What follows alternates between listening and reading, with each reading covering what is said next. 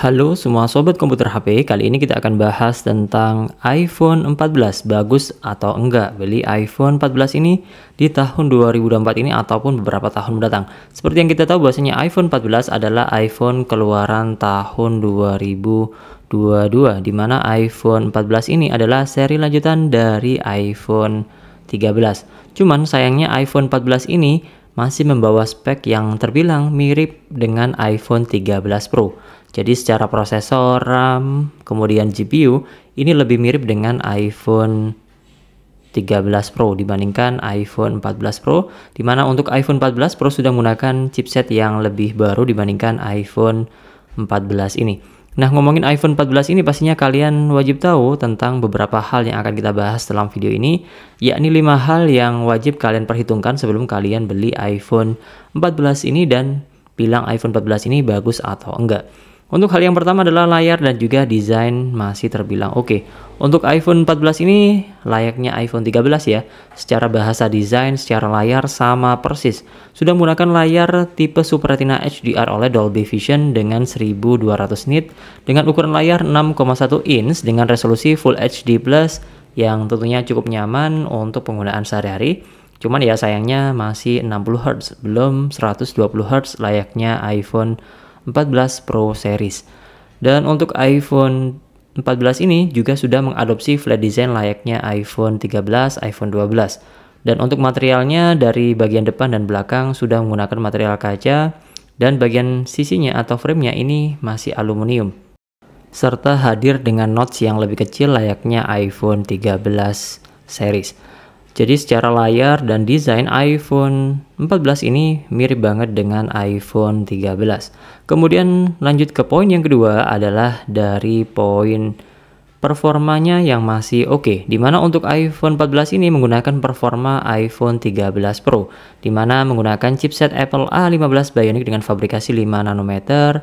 CPU Hexa-core Apple GPU 5 core graphics dengan RAM 6GB. Secara spek memang mirip banget dengan iPhone 13 Pro. Cuman dibawa ke spek iPhone base model.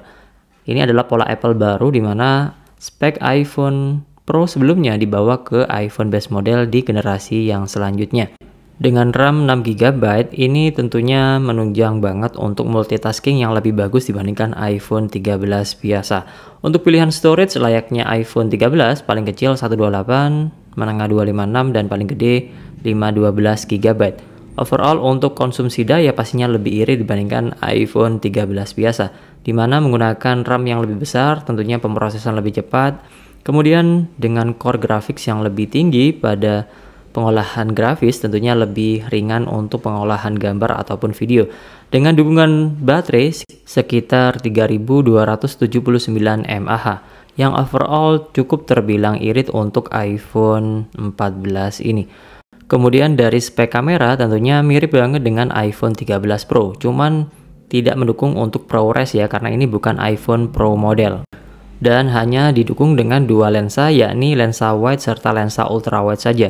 Masing-masing berukuran 12 megapiksel. Lensa wide ultrawide sudah mendukung untuk dual LED dual tone flash, sudah mendukung HDR, dan untuk perekaman video bisa maksimal di 4K 60 fps. Bisa akan sesuaikan dengan fps pilihan kalian 24, 25, 30 ataupun 60 fps. Dan sudah mendukung untuk Dolby Vision HDR up to 60 fps. Sudah ada mode sinematik dan juga action mode pada kamera utama bawaan iPhone 14 ini. Untuk kamera depannya berukuran 12 megapiksel juga, sudah include dengan True Depth kamera dan juga biometric sensor, sudah mendukung HDR, cinematic mode dan juga action mode, dan juga untuk perekaman video bisa maksimal di 4K 60 fps layaknya kamera utama pada iPhone 14 ini. Jadi overall secara performa iPhone 14 ini masih sangat bagus dan mumpuni banget. Bisa dibilang ini iPhone 13 Pro versi base model. Kemudian untuk hal yang selanjutnya adalah dari hal yang ketiga, yakni adalah fitur yang terbilang lumayan layaknya iPhone 13 biasa, dimana sudah support untuk dual SIM pastinya, sudah support untuk IP68, anti air, anti debu, Apple Pay, NFC, fast charging, wireless charging, MagSafe wireless charging, dan juga sudah support untuk jaringan 5G. Sudah ada fitur tambahan yakni adalah mode sinematik dan juga action mode atau mode action yang tentunya bisa kalian manfaatkan pada saat kalian mau merekam video menggunakan kamera bawaan iPhone 14 ini. Kemudian untuk hal yang selanjutnya adalah hal yang keempat adalah update iOS yang masih terbilang panjang. Kalau ngomongin iPhone 14, kita acuannya adalah iPhone 13 series karena prosesor yang dibawa adalah prosesor iPhone 13 series di mana menggunakan chipset Apple A15 Bionic. Tentunya untuk update iOS tentunya masih terbilang panjang. Kalau berdasarkan prosesor yang digunakan, tentunya acuannya tahun ini adalah tahun ketiga yang artinya masih sisa 3 kali update lagi kalau disupport selama 5 tahun, yakni di iOS versi 18 di tahun 2024 ini, iOS versi 19 di tahun 2025, iOS versi 20 di tahun 2026 kalau berdasarkan chipset yang digunakan pada iPhone 14 ini, yakni chipset Apple A15 Bionic. Kemudian untuk hal yang terakhir adalah dari harganya yang terbilang cukup enggak worth it. Saya lebih sarankan kalau memang kalian untuk penggunaan sehari-hari, rata-rata ya iPhone 13 lebih cocok karena secara spek ini mirip banget dengan iPhone 13. Cuman layaknya iPhone 13 Pro model yang nggak ada lensa telefotonya saja dan nggak ada ProRes-nya saja.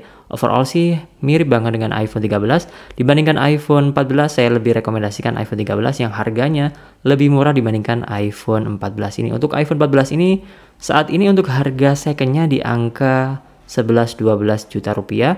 Sedangkan untuk iPhone 13 di harga 8-9 jutaan. Tentunya lebih terjangkau dan lebih masuk akal di iPhone 13 dibandingkan ambil iPhone 14 ini. Jadi kesimpulannya iPhone 14 ini kira-kira masih bagus atau enggak? Tentunya masih sangat bagus, cuman kalau buat saran saja lebih baik kalian ambil iPhone 13 saja. Secara spek hampir terbilang mirip antara iPhone 13 dengan iPhone 14. Jadi lebih murah juga pada iPhone 13. Tapi kalau memang kalian pengennya iPhone 14 juga nggak masalah. Semuanya kembali ke kalian sebagai pihak pembeli, cuman kalau saran saya lebih baik ambil iPhone 13 saja dibandingkan iPhone 14 ini. Toh prosesornya juga sama meskipun dengan RAM yang lebih kecil. Semoga bermanfaat, jangan lupa like, subscribe, dan share, dan terima kasih. Sampai jumpa di next video di channel Komputer HP. Bye-bye.